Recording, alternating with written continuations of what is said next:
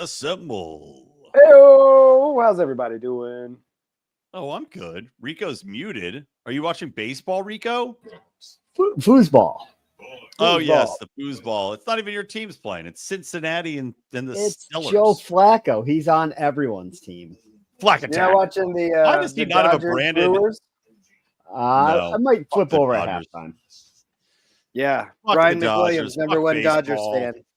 Fuck baseball. My team's out of baseball. I don't watch baseball. If my team's not in it, there's no point. It's too boring. I hate the teams that are playing. Fuck it. I'm not watching it. It's dead to Your me. team started well. They had a lovely season, and then they just shit the bed in their playoff round. It was one of those things, like you look back, it's like the Phillies just donked up certain plays that were, it could have gone either way, and they were on the bad side of every single like coin flip that could decide the series. I will say this. The ending of the game was ridiculous. I don't want to dwell on it because this is going to piss me off, but when the pitcher throws home, and for those of you who didn't watch, there was an easy force out at first base for the Phillies to end the Dodgers inning and go to another inning in the series. And the pitcher panicked, throws home. Oh, he had all day. The guy's not even close to first base. He's 10 feet away. He had all day to flip it to first base, get the out, and he just does the worst, dumbest thing possible. Yeah. Aggravating. And then and on top of it, they also missed a strike call, an obvious strike that would have ended the inning as well, where the Dodgers ended up scoring a run. So the game might even have gotten to that point. It's aggravating. Whatever. Screw the Dodgers.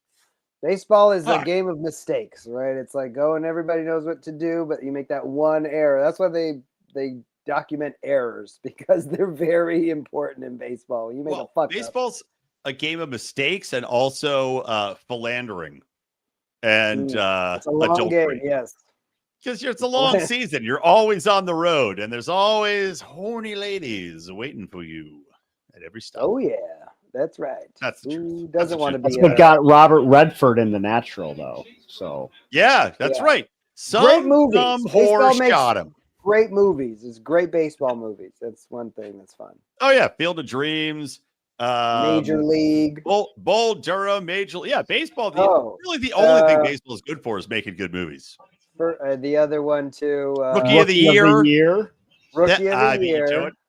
There you go. There's got to be an Air Bud that has a dog in it. Angels in the Outfield with Christopher Lloyd. If Christopher Lloyd was your angel, you'd be like, can I get a different angel? Yeah, and then where am I going exactly? So you go to heaven. Like, oh God, please. That's got to be Rico's favorite baseball movie, the one that features the Cleveland Indians. Major League, of course. Oh yeah, that's such a good movie. Watch it every year. I mean, Bob Uecker is in it. The great Bob Uecker. He started his career as a baseball announcer, then went to acting. No. He started his career as a baseball player. He played for Phillies too. Yeah, he was he's a catcher, I think.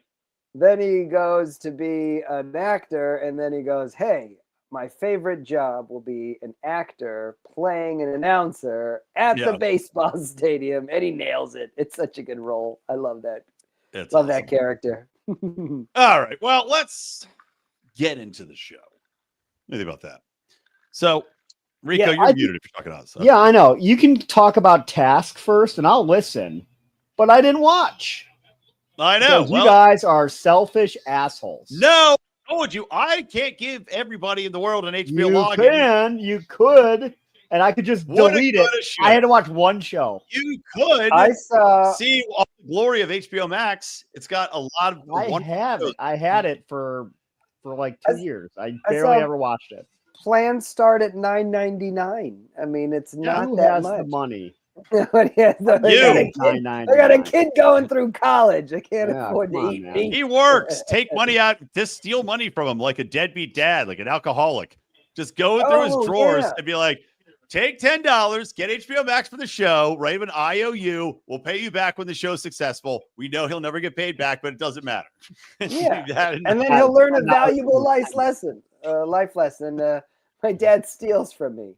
I'm never going to make the money back I've spent on the electricity to do this show. That's how. Yeah. And you've given that kid so much. He can't give you $10. Black eyes. Well, I was doing the calculus. And I'm Across like, the this is gonna be the eyes. only show I watch. I'm only gonna watch one episode. I'm not paying $10 to watch a Mark Ruffalo one. Well, Game of episode. Thrones. You might watch the rest of the series. I don't really like the new Game of Thrones that much. I didn't either. I liked it. Big Have surprise. you heard the pitch on the new Game of Thrones? I saw it. Well, there's all that magic and dragons, right? Yeah. That's so much fun. The White That Walkers. was good. The new Game of Thrones is set in a time when apparently nobody thinks about magic. It's just like it's a show in a medieval town. It's like, way to sell me. I will tell you, the like a new barn Game burner. of Thrones that takes place before the original Game of Thrones, it does slowly start. It's kind of boring, but after you get going, just like the regular Game of Thrones. Yeah, I've watched both seasons of it. It's not bad. It's just it takes forever for anything to happen, and when something happens, you're like, "Oh, finally, a dragon." There's no characters I like. Hey, we'll do Game of Thrones another night. No, we won't because I don't have the password. We came full circle. My password is Brian McWilliams, #1 Dodger fan, all one word. My passwords for everything is Rico sucks balls. All right, so 1, 2, 3, 4 exclamation point. All right, so Task. We'll talk about Task first since Rico didn't watch, but you can weigh in because I'm hearing some echo, John. I'm hearing. It could have been me. I was jingling a drink. Is that the echo? No, it's like I'm hearing echo. Well, whatever. We'll fix it in post. So Task is a show starring Mark Ruffalo, and as I put in the description for this show, the task for me is overcoming Mark Ruffalo being such a enthusiastic socialist douchebag that I can he perform well enough where I can get past what an annoying douche he is all the time in every political setting and not even in a political setting, just in his everyday life. Like just Mark Ruffalo, can you shut the fuck up about anything for 5 seconds? How are you hearing so much? Mom Donnie's schlong in New York and talking about. How do you even hear so much of Mark Ruffalo's personal opinions? I don't even know where to find. He's everywhere. All I know is he's from the Hulk, and that's it. Well, you wouldn't like him when he's angry because then he'll take all the things you worked hard for and make them into socialist policies and redistribute your wealth. Redistribute. Yeah, I didn't know. Yeah, I am tired of hearing rich Hollywood people talk about how we should live our lives. That's kind of annoying. Yeah, exactly. That is. Yeah, I wish they would just kind of, you have a good life. You're an actor. You made it, great, but you shouldn't be telling other people how to live. Like, what is he, like a overpaid Greta Thunberg? Multi-millionaire. Rico, you had something you wanted to add on the Ruffalo? I forget what he just said, like in the last week or two, but he said something about there shouldn't be certain industries or classes of people. I'm like, this is you're talking about. You fucking asshole. You. Literally you. I shouldn't be so rich. Such a dick. Yeah, you're exactly right, though. Yes, we shouldn't, as a culture, worship at the altar of celebrity like we do. These people just go out there and I've got friends that are actors. I love them. They're good people. But give me a break. You shouldn't be worshipped. You go up and you read someone else's words and you're doing the action someone else tells you to do. And yeah, you can add your inflections and stuff. Great. I respect that. But you shouldn't be looked to as a god on earth and paid $40 million to do something. It's ridiculous. Ridiculous. So shut up, Mark Ruffalo. Everyone else what to think. Right. Yeah. Where did you get your expertise, sir? This is the equivalent of method. He's Stanislavski method. He's a method actor pretending to be somebody that was really, really intelligent and knew what they were talking about. In the old days, you had court jesters, but they didn't think that they were equally as important as the king. And so I guess these guys think that they're, kingly in their opinions, but they also don't live the normal life that everybody else lived. It's a very nice, charmed life. Nobody goes to work and then has catering. That's a thing for Hollywood. Everybody goes to work. They have to bring a lunch, or they have to go buy a lunch. I had to leave my mansion and then go to my double-decker trailer that's stocked with all the finest champagnes and fruits and meats and be catered to all the time. Yeah, Exactly. Like I had to leave my mansion to go to a vacation home, whether I have to leave every few hours to go and stand for 2 hours, and then I have to go back home to my mansion. Like, poor as you. I'm glad that people have that. Good for you for achieving that. But then you shouldn't tell people how to live their life because you're not really living the everyday life. You can't relate to people. I mean, if everybody got a nice trailer and a bunch of money for doing a mediocre job at acting, then I guess that was the dream. Well, let's say he Ruffalo's my feathers. Well done, sir. All right. So the task starts off. It is a show that is once again another let's give the FBI a hand job show because there's not enough FBI hand job shows out there.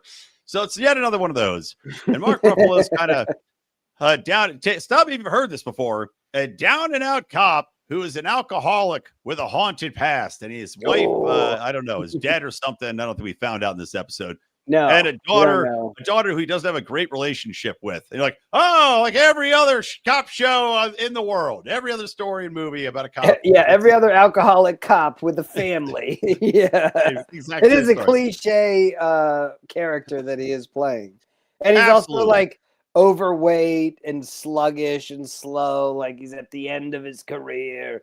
He's schlubby. He's a former priest. He used to be a priest he's lost faith in God. That's another trope that it's out there. Oh yeah. Now I will say, it's layering on the character development, the cliche character development misery.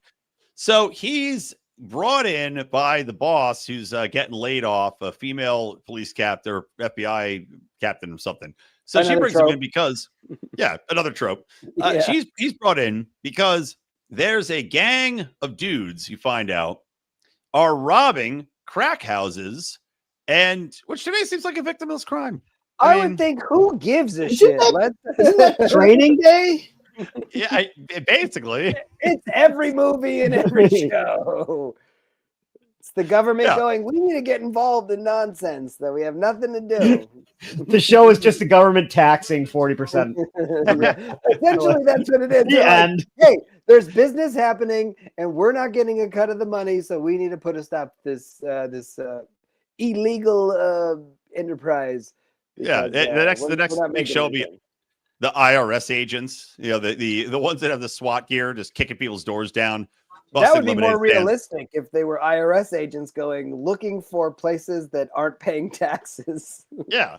You busted. They'd also go after crack houses. So anyway, he's pulled in to bust this gang that's going and robbing crack houses. So the other side of these characters is there's a group of guys and they drive a dump truck. And first you're like, these nice dump truck driving guys. And this all takes place in Delaware County. So everybody's got a really heavy Philly accent. Like I've got my Philly accent, but it's a light accent. It reminds me of our buddy Boomer. It's our buddy Boomer's accent, right? Tell me it's not Boomer's exact accent. It's a long ooh when they say stuff like juke or Johnny. It's a great accent. It's hard to mimic. It's like watching a Mark Wahlberg project where it's all heavy Boston, but this time it's Delco. We're making Delco accent sexy again. That's all the ladies are going to get juicy for Delco. So you got these Delco guys that are trash men, and this guy's wife left him. He's joking around, and he runs into this other guy who's kind of a goofball, and it turns out, they're going to hit one of these crack houses. Yeah. So that's the other plot. And he's kind of a good guy. He's got his kids and he's playing with his kids, but I guess he's a little bit of an oddball. He lives in a house, which I couldn't figure out. Did you have any idea who the chick was? I thought it was his wife. Then I thought it was his sister. No. And it turns out she's what? I still don't know what exactly she is. The girl is his niece because there's an argument that they have. She says that, so I guess his brother used to own that house and he's dead, but he left it to the daughter. That's the girl. And then she let him, her uncle move in with his family. So it's real trashy. I think I understand the show less after Don's explanation. I'm like, wait, what? I thought I had a grasp on it. Well, it was but very now I Spaceballs. completely lost. Remember when Rick Moranis described? He's like your brother's uncle's nephew's whatever. That's how he used Schwartz. It was very much that. So he lives with her. She's taking care of the kids because he's out, robbing crack houses and being a dumpster guy. So there's that dynamic. And I will say overall, the show has a lot of what I would deem, I know it's building the characters, the background, but unnecessarily slow, steepy, weepy drama bullshit where I'm just like, can we speed this up a little bit? Very drama. It was an hour plus for this first episode. And the only action, they're really showing you the Ruffalo, and then they're building well, I guess we'll get into that. The whole reason why they call it Task is because they're robbing all these drug houses. And then the Mark Ruffalo character, who is a kind of, I guess he's a disgraced FBI agent because they show him at a career fair, but then he gets called into the office and they go, hey, we want you to get back in the field. We're going to start a task force so you can find these people that are attacking the drug houses and robbing them. And then that's where he gets paired up with a bunch of randos from different police departments from around Delco, as you call it. 13-year-old girls, seems like the one. There's a black chick who looks like she's 12 that has a thing where she's got to wipe everything down. She's a germaphobe. And then there's another chick who's fighting with her boyfriend who doesn't know what the hell she's doing. Like, how do these people get assigned to this task force? Every character. Well, I think what we're going to find out is that they were asked from their departments, like, hey, we need somebody for the task force. And they're like, well, we'll just give them the crap of the force. So you can have the, the germaphobe. You could have the girl who's yapping on the phone the whole time with her ex-husband. And then another actor who I kind of recognize. He seems like he knows what he's doing a little bit. Handsome guy. So, but there's also a 5-minute scene of Mark Ruffalo just cleaning up the house that the FBI seized. And they're like, this is your house. This is your base of operations. Like, why don't you just give him a conference room at the FBI instead of making him clean this giant house?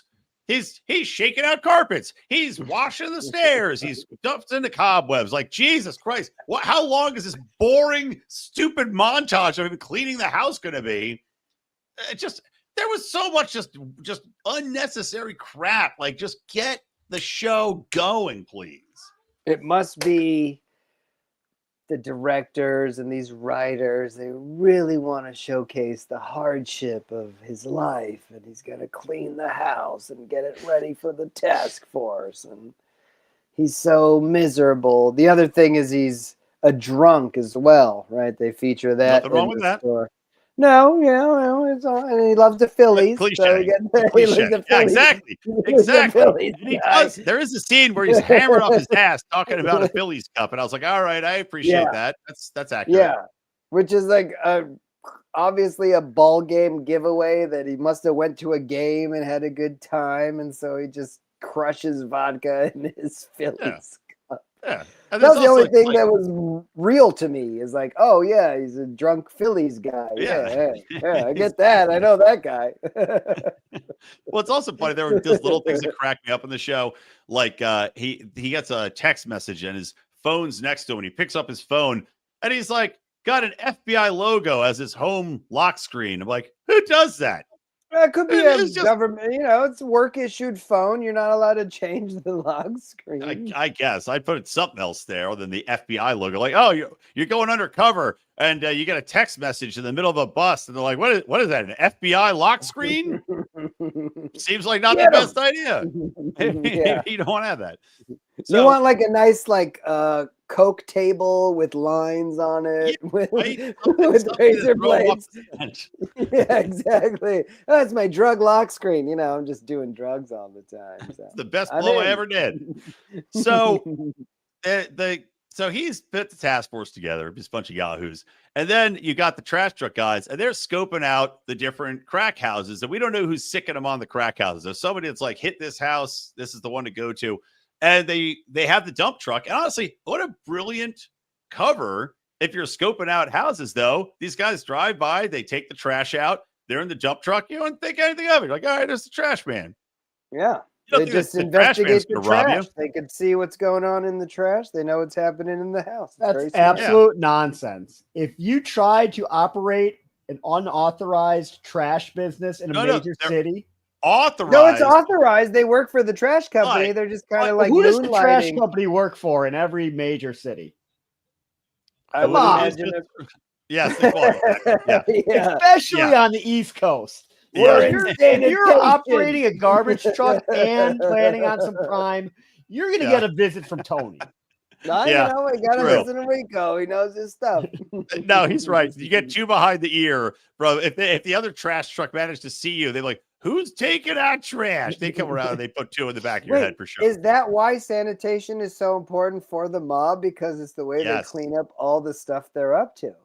That you can deliver drugs that way. You can, and it's just the amount of money. Like, it's funny too. Like, this guy's he works for the trash company, him and his buddy, and trashmen make a good amount of money. Like, he has no money in the show. I'm like, what kind of trash companies are you working for? You make a good money. You have an incredible pension as a trash man. Like, people don't know this. You have a lot. Trash men make a lot of fucking money. You make good money as a trash man. A union job, he's probably pulling in like at least 30, 35 an hour for doing a trash collection.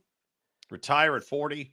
Yeah, I mean, it's ridiculous. Oh, also, one of the main guy, the Beardy Magoo, the main trash robber, he also has the big black bands on his forearm, and you know what that means.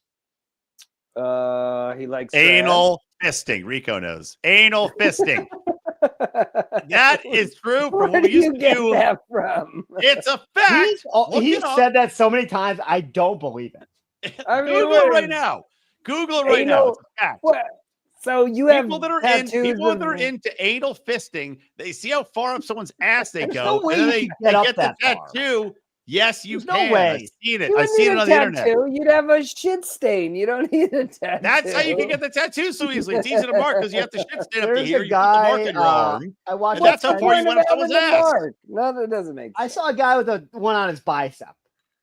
That might have been that might have been something different. It's a forearm thing. A forearm tattoo. I don't know. Maybe he was fisting Andre the Giant before he died. Maybe that's what actually killed Andre. He got that deep. I'm telling you, it's true. Conspiracy. It is true. It's not a conspiracy. People get tats on their forearms when they're the anal fisted people. That's how far up you get. And you add the rings. You keep adding. Just look it up. I don't have to. Like I don't have tree? To. Yeah, the ring. Yes, that's how old anal fisters are. So anyway, he is one of those. So you're saying he has like a really small forearm that just looks big on TV? They look for people. They look for thin forearm people. So they successfully rob a crack house. Great.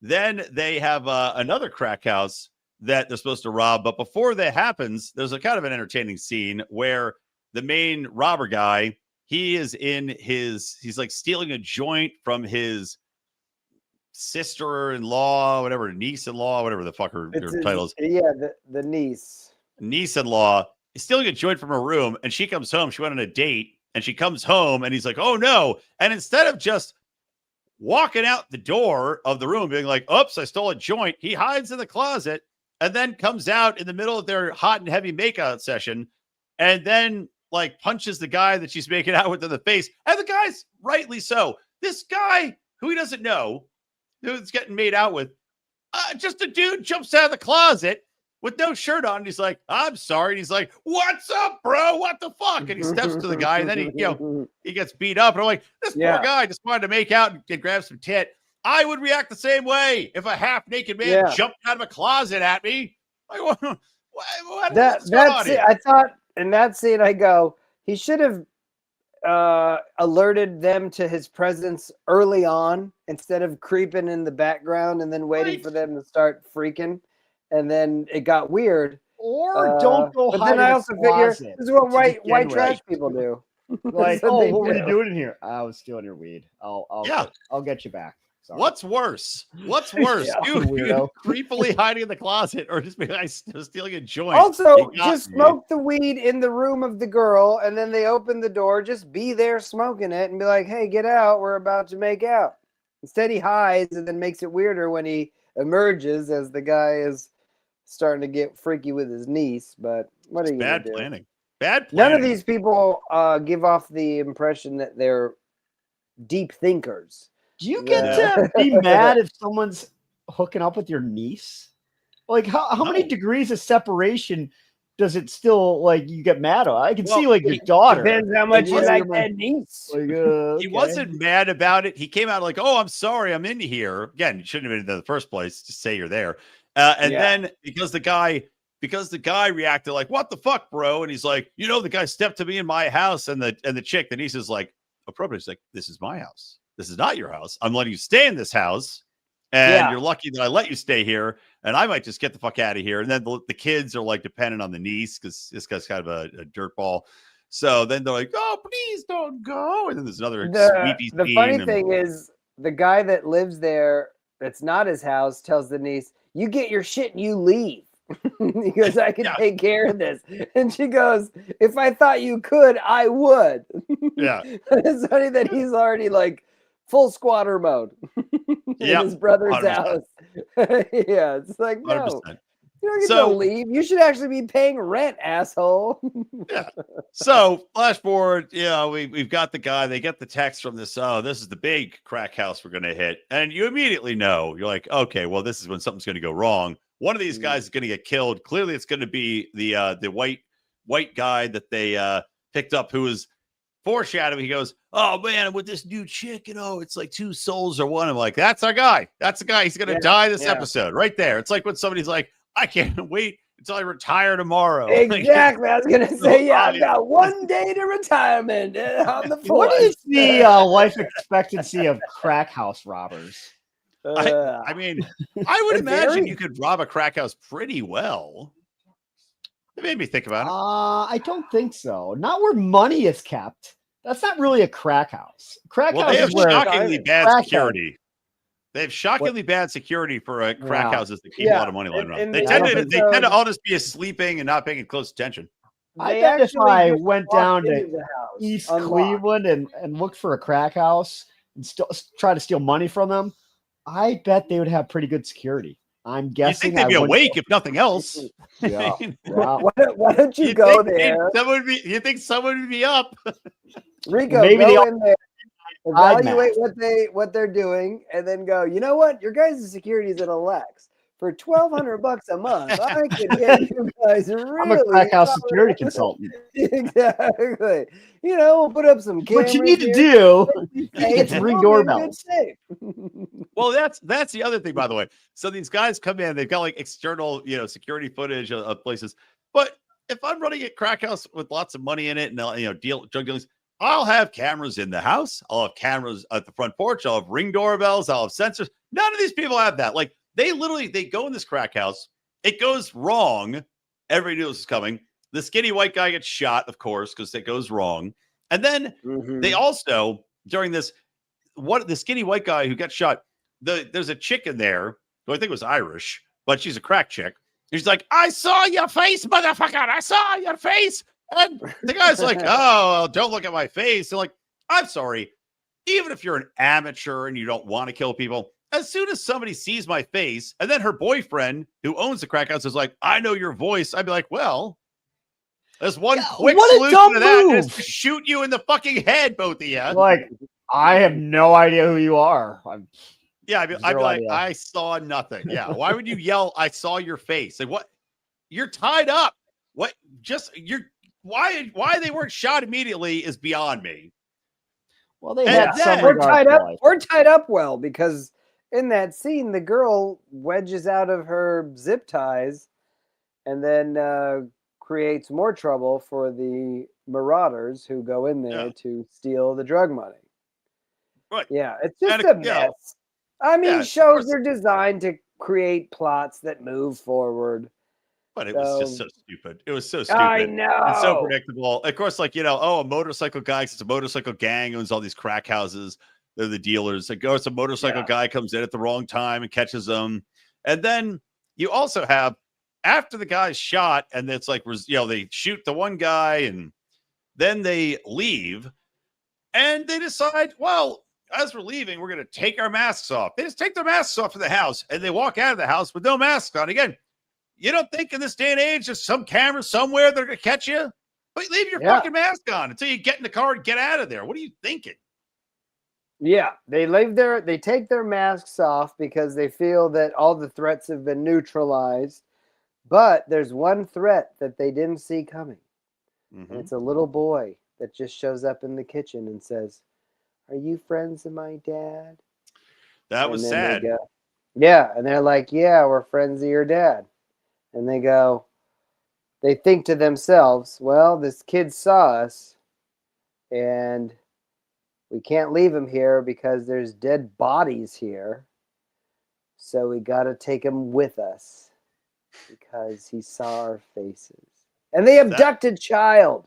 Yeah. Now, it could have been worse. The kid had a black eye, so his dad was keeping him in a basement, by the way, on a blanket. It was a very depressing scene, but, he was a bad guy. And the kids are getting beat about the eyes. It's no different how you keep your kids, Brian. I've been to your house. Not with black eyes. That's true. And you don't have a basement. But at least you dig them a nice hole in the backyard. Yeah. I'm kidding if anybody from Family Protection Services is listening. That's all of our audience. They're like, we got him. We got him. We got him. Get that fucking brick. Get that fucking brick. Yeah, they take the kid. It's just, I mean, like, I ain't watching any more of this show. I'll tell you that much. I know John, the whole series. Of course he has. Of course.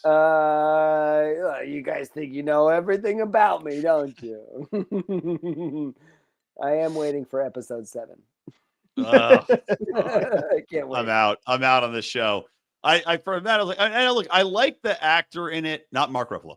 I like the lead thief. I think he's a good actor. I like his character. Good accent. Good. Yeah. But it didn't grab it. It was too dumb, too fast, and too just like, I'm like, whatever. I keep boring, trying to talk like them, and I've noticed that it's a long O that they say. Yeah. And I don't know what part of Pennsylvania that accent is from, but it is awesome. The way it's not an East Coast accent. They call it Delaware County. It's like north. You start getting to that in Philly. And like I would watch more of it just to hear the way they talk because I love those accents. And I don't know if that guy sounds like that normally, but him doing that accent and performing that character, however they're doing it, to me, that's good acting. He's doing a good job playing a weird character who you really buy into the fact that this guy is a poor trash guy who's doing crimes with weird people. He sounds like the character he is. We know he's not. He's obviously probably a really rich guy who's going to have stupid opinions like Ruffalo. But you really think, yeah, this guy's doing a really good job making me think he's the character he is. So yeah, that's what I liked. I like that part of the show. Yeah. Well, all right. What do we give it? What's our ranking here? Rico can't go because obviously he didn't watch it. Yeah, Rico can't go. I will be honest with you. I liked the show. I think it was captivating. I do think the first episode took way too long. They're establishing characters, but I would watch the next one for sure. And I don't know what to give it. Like, I'll give it a thumbs up. I'll do that. We always give an A to F grade. Why is this? It's too hard. I can't give it A to F grade. It's not like a test. I mean, I'll give it a thumbs up, thumbs down. I'm doing thumbs up. I'll watch it again. That's what I'll say. I give it a C. I'm not going to watch it again. I give it a C. It was fine. It was too many tropes. It was too long and drawn out. It just everything was like, I knew everything that was going to happen before it happened. I was like, it's not for me. Two numbers. One? No, I will not watch this. I'm done with it. Well, I'm going to give my HBO password now because I'm not going to go back and watch anything else. You don't have to worry about your dad stealing it. I like that Rico is our one audience member, and he'll be like, "Okay, we'll evaluate what you guys say, and we'll watch the show, and then tell." Yeah, Rico could just tell us what we thought on the next episode if we were smart or terrible. I feel like I saved an hour of my life by not watching the show. I'm kind of glad. I think. Yeah, well, it depends what you do with that hour. True. I took a nap this afternoon. I take a nap every afternoon. I do usually, and when I miss it, like today, it's like that scene in Arrested Development when Baby Buster, doesn't get his nap, and he just goes, "Oh, what is we blowing through nap time?" That's how I feel every day when I get my nap. Like, what are we doing? Life. Moving on. We point watched. of life. Moving on. Are we ever? I hope I watched the right show. We watched Knight Rider, right? Correct? Knight Rider, yeah, the original Knight Rider. We're Hassel the Hoff with Knight Rider. My goodness, it was. I mean, look, that delivered. We're gonna say, yeah. Awesome. Well, when Knight Rider, So when you saw the first, just Knight Rider's theme song, yeah,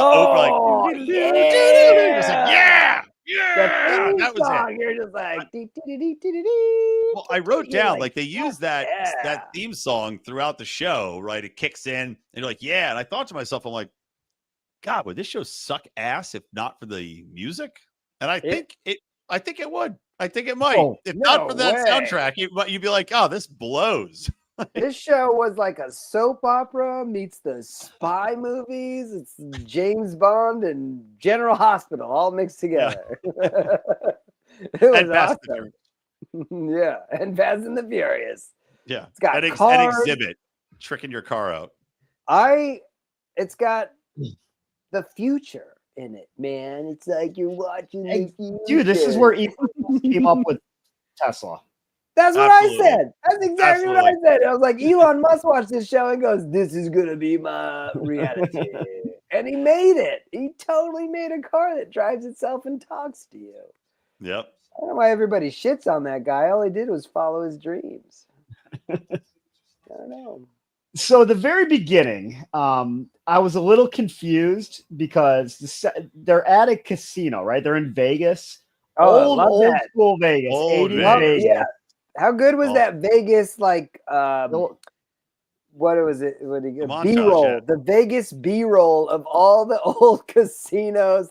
Frank Sinatra on the marquee, Wayne Newton on the marquee, or like, oh, this was the golden age of I remember when Vegas still had those really shit like $2 blackjack places right along the strip. Like you go and you're hammered at $2 prime ribs. Yeah, like O'Brien's or whatever casino, and yeah, and you could play at 4 a.m. when you're trying to, come down. Pay a hooker.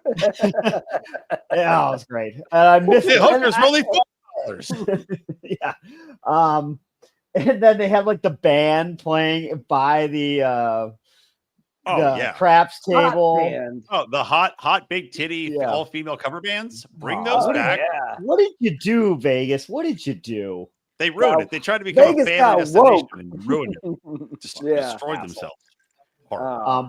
But anyways, the confusing part was, so this is set in the 80s, obviously, when the show was made. The bad guys and the good guys looked almost identical. They were all middle-aged white men with hair over their fucking ears. Yep. And I'm like, who's good guy? Who's bad guy? You don't know. It's a spy show. You don't know. Yeah. Now they do a little bit better job of making the people not look exactly the same. Yeah. Well, they didn't have. That was funny. They had one black guy, and he was a good guy electrician. Well, but then but because this is the era of 80s where it's like the black guy always dies first, I was like, that guy's getting shot immediately because he was very well spoken too. He's a very well spoken black guy, and I was like, dead. And sure as shit, dead. And he goes, "I'll tail her. I'll go follow the criminal," says the black man. And you're like, well, no. And then the other guy goes, "I'm on it." And then you're like, well, he's dying right away. The best part of his death is Michael or what is it? David Hasselhoff's character, Oh, yeah. who was Oh, not yet oh, David yeah. Hasselhoff. Oh my God! How good We'll was get into that? that. So We'll this get was to that in a minute. basically We'll get to that in a minute. Face Off before Yes. Nicolas Cage was even a gleam in his dad's eye. This Yeah. show has everything. It was everything before everything. It's the Yeah. best show. So we'll call him pre-Hasselhoff. Sees his pre-Hoff. partner. Basically, he's like 2 breaths short of dead. And he's like, all right, well, he's dead. I'm going to go after the guy. He had no emotions. He's like, all right, well, it's my longtime partner. Well, He's the dead. black dude that died also, his last words, he's like, Go get him. go And he's get like, him. all right. My last words would have been, put pressure on my wound. He's like, I was only shot in the shoulder. My Like, gaping bullet hole shot. There's I just know. a little ketchup on my shirt. Is that clearly so bad? survived I'm with any bleeding effort out. from you. Vegas had no police department in those days. It There was was just a zero. mob Like, run I casino. see a little bit of blood. He's as good as dead. And then Yeah. he tells the Flavor. girl, he's like, you stay with him. And she's like, no, I'm going with you. He's like, all right. Then they just leave the guy to die. Yeah, at And the then beginning, he you're like, double cross, who's- but she double crosses him. Yeah, like who's in charge? Like nobody is a good guy at all in the beginning No one scene. cared about him. No. Like, Right. all right, cool. I died Yeah. for this job, and you guys don't even have 2 seconds to stay with me and hold my hand. Yep. Now, Good. all that goes down. Obviously, they're looking. Oh, to and this get is, by the way, to steal super like microchip secrets. yes, that they was- want this- microchip it's all- secrets. I didn't even mention this part at the beginning, which is the most probably ridiculous part. So the good guy went to Vegas and he took secret plans, documents, blueprints with him to Las Vegas for some reason. He left them in his hotel room, and they're not even like were they in a safe or was the They safe were in a unlocked? safe, but I don't know how she Go got ask into her the to open safe. the safe. She's just like, boop, open. Like, why are these plans and it with seemed like the you guy in that Las had Vegas? The guy that had the plans was in on the plan. That's what it seemed like. Yeah, too. and the guy's security was in on the plan to rob the So guy. why did they need a robber? They could have just taken it. Yeah, if you're a Yeah, security that- guy, he's like, that yeah, part you don't was need a to little rob him. He's weird. like, make photocopies of them. Yeah. Security guy, just sit right We're- there. You're the guy that's in charge of keeping the shit secret. You know, just make some Hey, I photocopies. guess it was the Drop a guy that can had all the chips that was winning at the casino. It was his room with his safe. I guess we'll find out if we continue to watch why he had the plans in Vegas, because maybe he stole them Well, there was a from part 2. somebody. Yeah, well, I don't know if we're going to find out why he was in Vegas because now we've moved on. We moved on to the point where, so the original, pre-Hoff, Michael, he gets, I missed what happened. He flipped his car or something, get shot in the face, acid All right, burn. here's what happened. You don't, Don. You The guy that so after the black guy gets shot, Bandages. And I was like, well, okay, well, something happened. after the black guy gets shot, the cop that was with him, his partner, sees him and he goes, go after them. So he jumps into his Trans Am and then he starts going after the people that have the microfilm and he chases them down, gets to an area where they're parked, and then he's parked after them. And he thinks that he's got a girl on the inside who's working with him, but part of the people that stole. So he says to her, hey, I'm here. Let's, get the microfilm back. It's the girl that he's like, you stay with the dying black guy. She's like, nah. He's like, Right, all right, yeah. So then that girl, she turns around and then shoots him in the head, and then he falls and dies over his Trans Am, and then she gets in the car because she was double crossing the cops the Right. whole time. But after that happens, a helicopter lands and says, "Oh, there he is.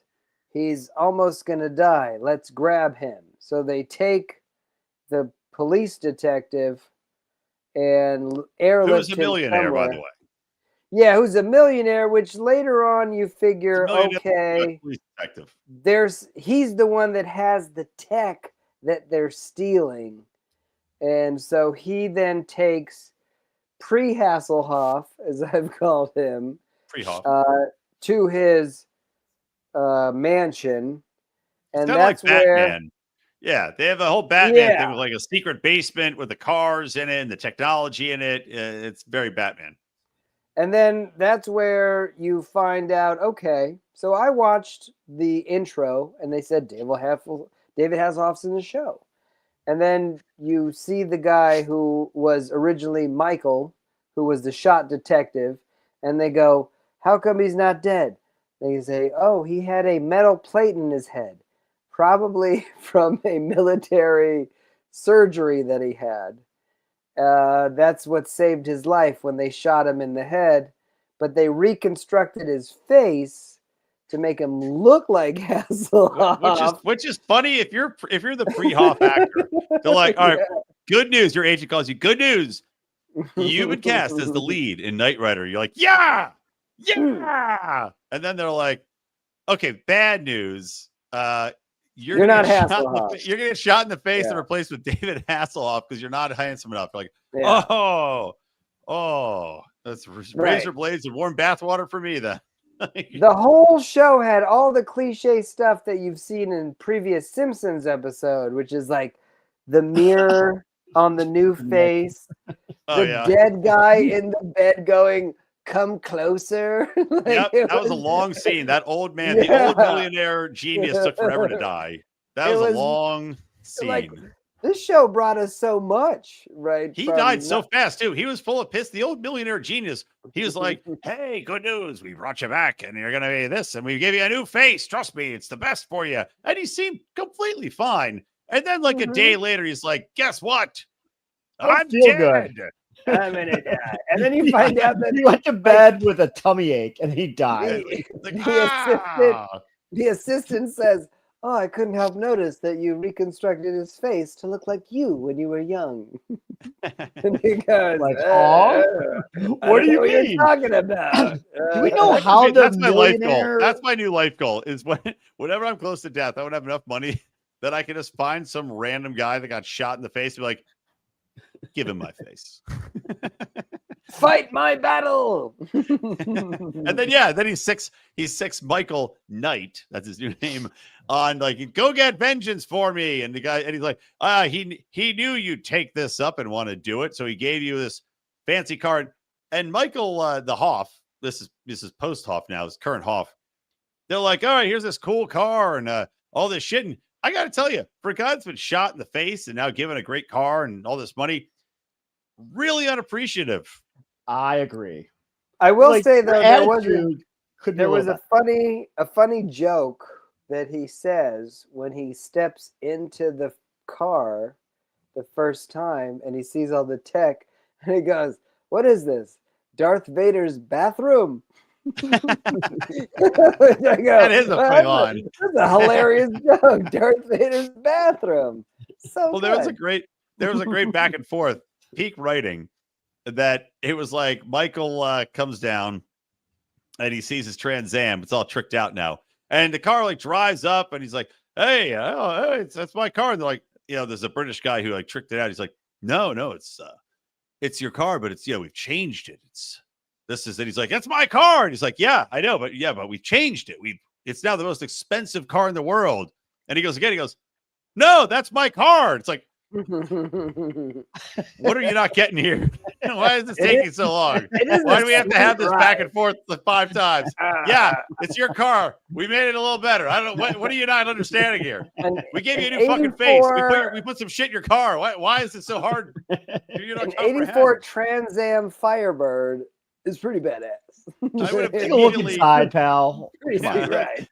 Like I would immediately I'm having second thoughts. Like giving this guy our $7 million fucking car. He doesn't understand what's happened. The millionaire predicted every move. Remember, he knew you would react this way and then this way and then this way, and he knew we couldn't keep you here. And then you would go. And he's like, "Wow, the smartest fucking guy ever." We can't give him a Rolls Royce. He wouldn't want a Rolls Royce. He needs a muscle car. Yes. Yeah. So he gets in the car. Now he's off for vengeance, and he's driving the car, and then the car talks to him. Oh, go to Rico. Oh, okay. You haven't got to the part yet. Okay. I was gonna say he was very also out for vengeance, but also very sleepy for some reason. Very that we didn't know. sleepy. Hey, he's It coming looked back. like he with was well surgery. rested before he left. That was Yeah. hilarious. Yeah. So That was we'll get really to that. funny. 'Cause that's after the car talks to him. So the car talks to him. He's like, huh? What? Who's that? Who that? Now you also think if you're the British guy, like, by the way, this car also talks. You would have. I would give somebody that heads up. Like you could talk to the car. They give him no forewarning, so he's driving the car, and it's like, Yeah. I don't know if you should do that. The to car Michael. And has he's like, AI. oh, what? Yeah. Car's got AI. It's got He's Siri. Asshole to the AI too. Thank you, Rico. Such a dick. Just Why trying to is be he such a helpful. dick? Like, I don't need your help playing music.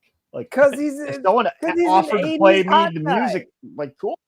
Is there Awesome. no sense of wonder? Like, oh, I'm talking to a car and it's talking back, we're having a conversation. He's just like, shut up. That sense of wonder was left for Disney movies where a kid meets an alien. Yeah. This was a badass American bro hating shit. You would have thought he'd written in 800 talking cars the way he treated this poor car that's just trying to help him. Again. What an asshole. Blow me, bro. Hurts.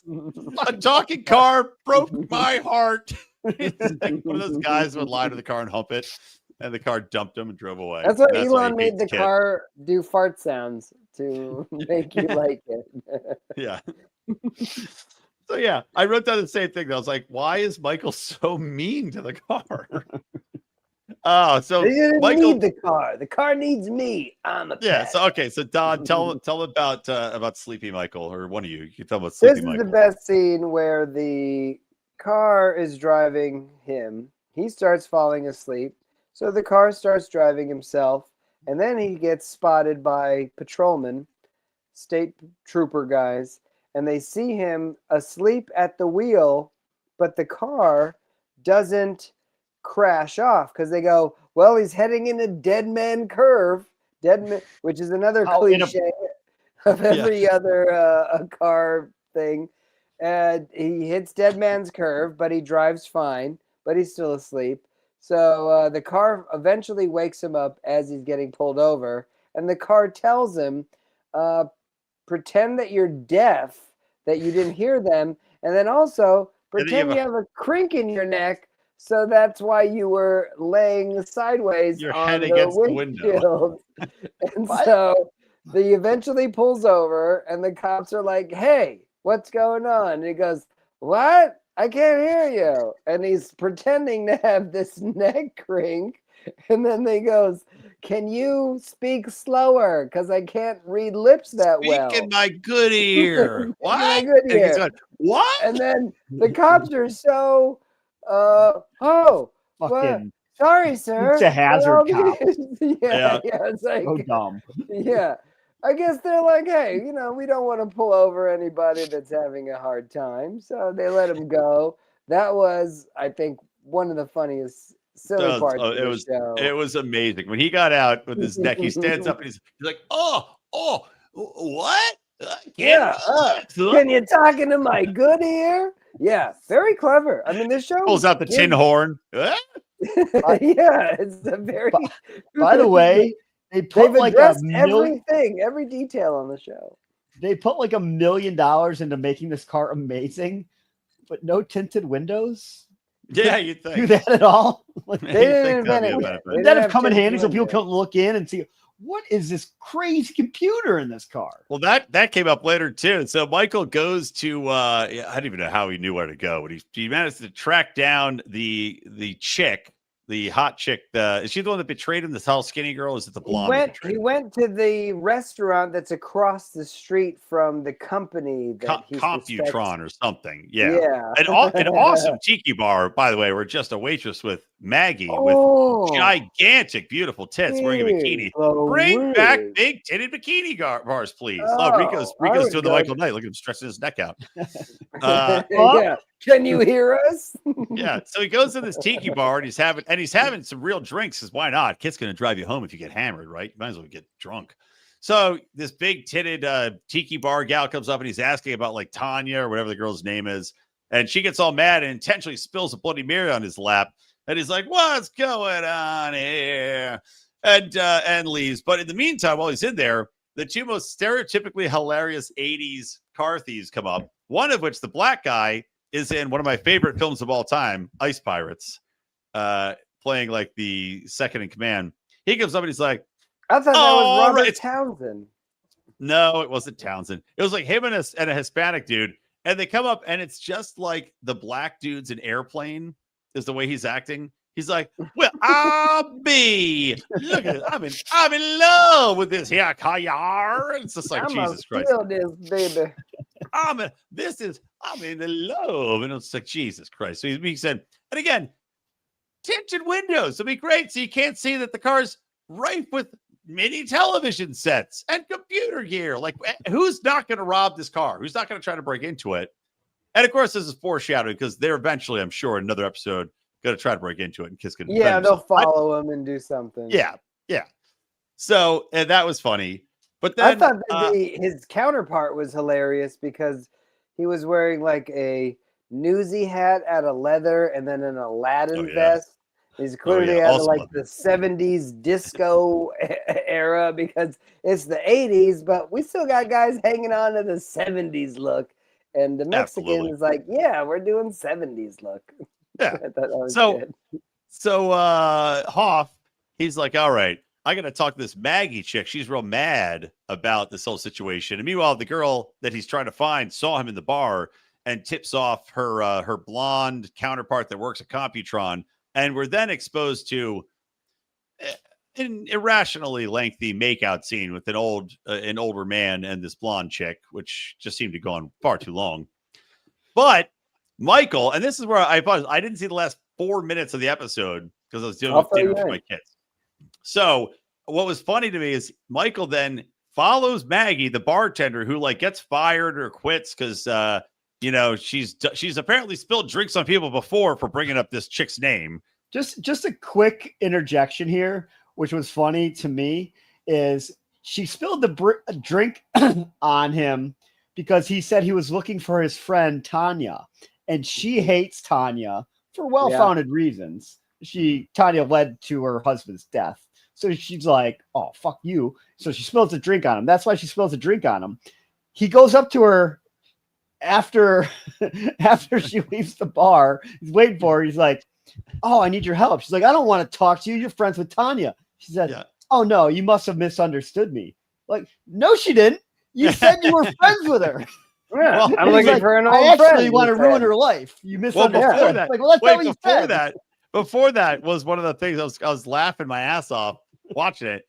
He's like driving up, with his like lights off and Kit. He follows her home or is in the parking lot, and she goes to get in her car, and he pulls up in his car in the dark. It's nighttime. In the dark, pulls up this guy. Well, he's Night Rider. Yeah, he's Night Rider. He's riding nighttime. So he drives up, and she's like, "Hey, what? Get out of here, you creep!" And he's through the car when he goes, "I stayed in my car because I stayed in my car so I wouldn't scare you." And she's like, "This bag's full of mace." And then he immediately gets out of his car. What? He's not afraid of mace. He drove up, like, I stayed in my car so I wouldn't scare you. Let me just get right out immediately. Like, what the fuck are you doing? Stay in the car, man. Roll the window down a little bit. But you're just going to scare her more. Idiot. Well, he does have a chance to talk to her, and he explains his position, tells her what he's all about, and lets her know that he's an ally. I'm here to help you take down the company that took out your husband. And the reason why I'm so aggressive is because I'm really motivated to help you. And if you didn't see the rest of it. Yeah, right. This isn't even my face. It got this isn't even my face. There's going to be a movie in 15 years that's going to explain everything. And she then says, well, if you don't move your car, I'm going to back up my 78 Volkswagen into your car, and you're going to be sorry. So she backs up the car, Then her bumper falls off as she I hits believe with a hilarious sound effect, like boing, boing, boing. Mario. And then she goes, "Oh man, I can't even do anything right. I try to back into your car and my bumper falls off." Then the weird thing She is didn't he question goes, it. Like, "I she was will like, give "Oh, you right." a Made up. ride home." Apparently, if your bumper falls off of your little can't drive anymore. Volkswagen, then you can't drive it anymore. So then he has to give her a ride home now. And he takes her home to her apartment where she has a Mexican maid who lives there to take care of her son when she's not there. And then they open the door. The Mexican maid is excited to see her. She's excited to see Hasselhoff. And that's when maid, Ice comes in. Go fuck immediately. She was yeah, the very Mexican maid is like, I'm out of here. I don't want to cock block. This is obviously something going on. I don't care what's going on. I need you to bone this guy. Maggie, are you going to get plum tonight? Meanwhile, the boy that she has is wide awake because he's making noises as they come into the house. And they have a conversation that leads to him finding out that there's a demolition derby happening because he wants to know where are these people gonna be? The people that I want well. They to do have to attack. leave tomorrow. She Actually, goes, yeah. Where did multi-millionaire computer magnates hang out? The Derby! Oh, To the Derby! There's a destruction derby tomorrow, but side twist, the cars are going to be new because they're so loaded that they do a destruction derby with new cars. And they're going to be there. It's a charity thing. And that's where Michael Knight How is the says, charity going to make enough money? It's all to for cover the charity. cost of the cost of everything's for charity. brand new Everything. Porsches. Oh, I'm a rich guy. I'm going to have sex with a horse. It's for charity. That's how we do things. So that's where it ends because at the end of it, the guy goes, Michael Knight says, I will be at the destruction demolition derby. And then the boy, I guess the boy that's supposed to be asleep goes, yay! Are you gonna plot my mom? Are you my new daddy? No. This show Wow. is way better than Task. I'll say. Absolutely. Absolutely better in every way than watch Task. the next episode because I want to see how this distraction derby goes down. You know what we should do, though? Just do a Knight Rider review podcast. Let's just do it. Well, great you know what I show. want to see? As I said, would Knight Rider be as good without the music? We should watch Task and then over the boring scenes, just overlay that. I'd be like, oh, in A+. Within Delco accents with that music. within minutes or seconds of pushing start on the show for Knight Rider, that music is so iconic. It's so good. Oh, And yeah. you're like, oh, this is awesome. And it's By the way, I also saw Roku channel, so you can watch it for free on Roku channel. I also saw has Airwolf. Oh, the helicopter movie? The helicopter show? The helicopter show. Oh, I used to watch that helicopter show with laser shooting. Oh, yeah. That's man. Airwolf. Dude, I'm going to add it to the list. We don't have to do it right away, but I want to add it to the list. I think I had that Nintendo cartridge. Oh, hell yeah. Yeah. All right. Well, what do we give Airwolf? Or what do we get? What do we give Airwolf? What are you in? Are you going to watch to see what happens at the Derby? Absolutely. And what do you give it? Knight Rider is a thumbs up A for me. I mean, it's All right, I'm going to give 2 grades. I'm going to give a grade as if I was watching in the 80s, and it's a D because the writing is fucking ridiculously stupid. Oh, of course. Watching it 40 years later, it's a solid A+. I don't think it's intentional. I know. The way why we're giving it an A is not what the writers were trying to do. I think they just did so bad that it flipped on its head, and it's unintentionally amazing. No, I think it paved the way. Like all the cars are Knight Rider now. I think I would give it a C plus, for 80s. But I agree. I'll give it an A for today. I am in. I will watch at least the next episode. Oh yeah. We'll see how much time I have. I can't wait to see how that demolition derby goes. Oh, down. he's gonna plow. Kit's just gonna plow through these Yeah, other cars. It'll be and the hilarious car if Kit can't just be plows into the other damaged. cars and you see her making noise. He's like, oh, gets off on it. Also, the fact that they transitioned from a guy that you're like, where's Hasselhoff? And then they turned a different guy into Hasselhoff. That was nuts. That was great. I like that. That was silly. Do you think in 40 years people will be watching bad shows from the 2020s and laughing like we are at Knight Rider? Like maybe they'll be watching Task in 40 years, but this is so dumb. Task isn't good enough. No, because it's too boring. It's too slow moving. Like the 80s, it's fun. Like the 80s shows, as bad as they are, at least they had banging music, hot big old titty chicks, and action. Like it was fast moving. Like I was not bored. I was bored when the old man just wouldn't fucking shut up and die. But other than that, I was not bored at all during Knight Rider. I was bored for 70% of Task. Yeah, it's a different time. I think now we're in the streaming era. I think this will go down as a sad part in history when it comes to entertainment. That's the old days where they had to really make good content. If it wasn't good, it wasn't on TV. And if it was really good, it was in the movie theaters. And that's why stuff was dope, like Gremlins and... just go back to when things were being made in 1984, when that show was made. Everything was good. Like nothing is crappy. Here we have so much crap in 2025. It's just garbage. There's so much garbage. What? It's because they're like, 4-quadrant. We got to have these deep stories. We got to have to hook the female audience too. I'm like women. Yes. Probably more men watch Knight Rider, but women watch Knight Rider too. Why not? They like the Hoff. But it's like, we don't need all this deep, wishy-washy, weepy character development, boring shit. And then Knight Rider, they're like, here's Maggie. Oh, she's hot. And, but she's got a tragic backstory. And, her husband got killed and she's got a son. And you found that all out 10 seconds. Like, I get it. Good. And we're on. And we're moving on. I get it. We're moving on. I have sympathy for her. And we're on to the demolition derby. Yeah. Things needed to be entertaining.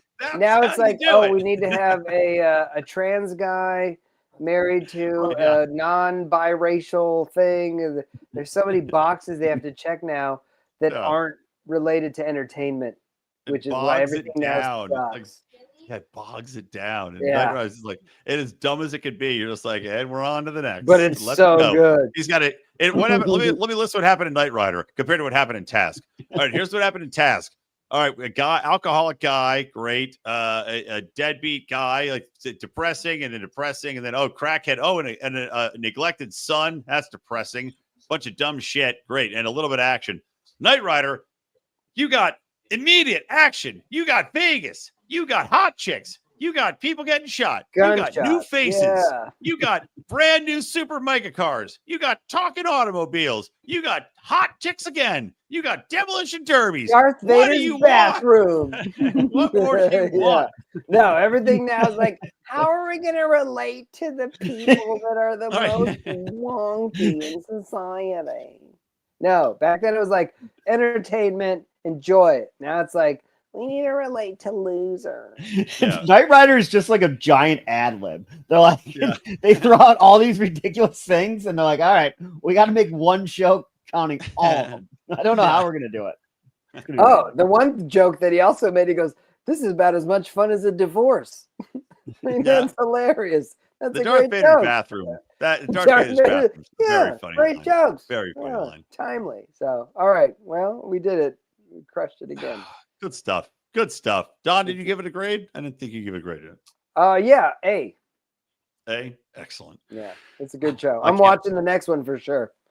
I can't wait to watch. Yeah. I'm absolutely watching the next episode. The only question is, will Michael get to bang? I will say though, we also have to talk about next episode. Oh, yeah. I got 2 suggestions for the old show. One of them is for the Halloween series. I'm thinking X-Files. That could be fun. That'd be fun.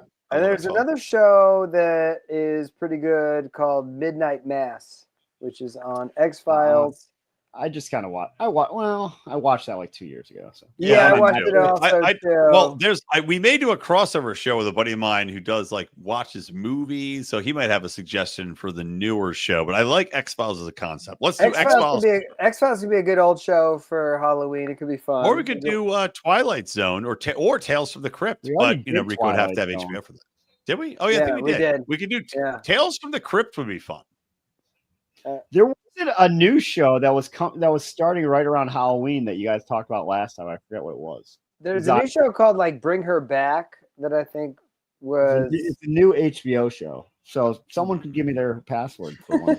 Yeah, well, okay, we'll figure it out. All right, we'll do X-Files plus a new show TBD, right, but it'll be a Halloween themed show, and I think X-Files is a good one. I mean, that's like a classic good. That'll be fun to get kind of back into that, see what it's like. And Gillian Anderson, she was hot, but not as hot as she got.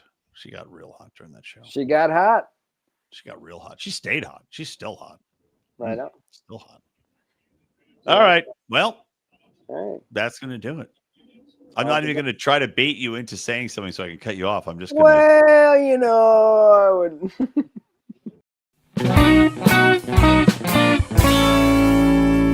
It was wonderful. Bravo! I loved that. Oh, it was great. Well, it was pretty good. Well, it wasn't bad. Well, there were parts of it that weren't very good, though. It could have been a lot better. I didn't really like it. It was pretty terrible. It was bad. It was awful. It was terrible. Get him away! Hey, boo!